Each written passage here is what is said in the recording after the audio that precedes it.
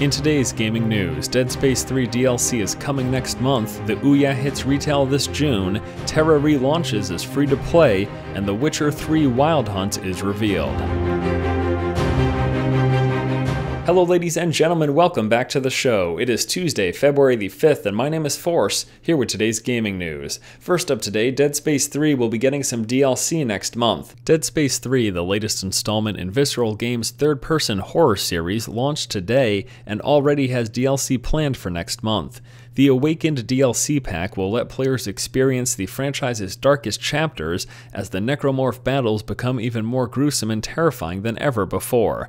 Awakened will be available this March on the 360, PS3, and PC for $9.99. Now this is the sort of DLC that I can get behind. Given that the campaign is probably going to be fairly short, having story content come out a month after launch makes a lot of sense, as opposed to all this day one DLC garbage and microtransaction business that we've seen in the game so far. Now I'm enjoying my playthrough of Dead Space 3 so far, but I've really yet to see the microtransactions come into full effect, at which point I can pass judgment on the game. Until then though, I'll keep enjoying what's there, which is a whole lot of terrifying good action. Next up in news, Ouya will be hitting retail shelves this June. Ouya is an Android-based console that looks to provide a cheaper alternative for living room gamers with a low price point and a free-to-try option for all games on the platform. The console officially launches this June and will be available online or in stores at Best Buy, Target, GameStop, and Amazon to name a few.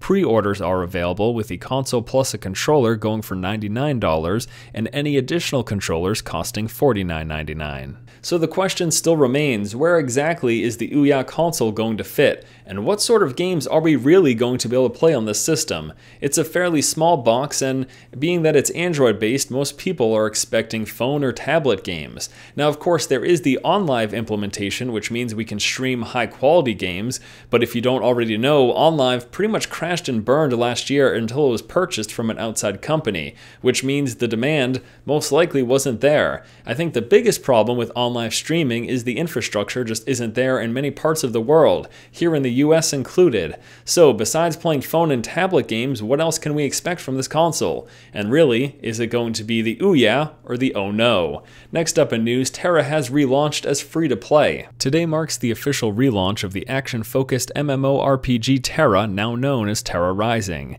In addition to now being free-to-play, the relaunch adds a heap of new content to the game, including new dungeons and 3v3 arenas. Tera, the game with amazing combat, mediocre quest design, and an entire playable race designed for pedophiles. Seriously, it's disgusting, and I don't need this garbage in my video games. Last up in news today, and something that isn't creepy and is more sort of exciting, is that The Witcher 3 has been announced. Wild Hunt is the next installment in CD Projekt Red's acclaimed Witcher series. The game will take place in an open world that is said to rival that of Skyrim, allowing players to freely travel through woods, lakes, mountains, cities, and villages. In addition to a large open world, CD Projekt Red promises an improved combat system to that seen in prior games.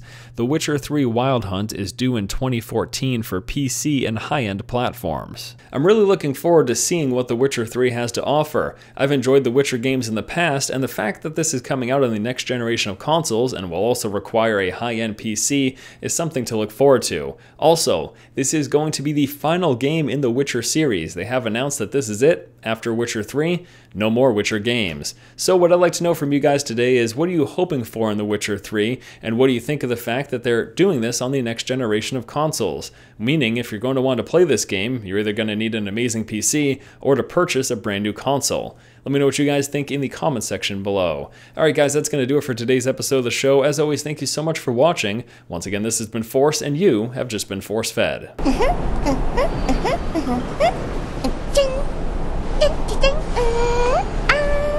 Good lord!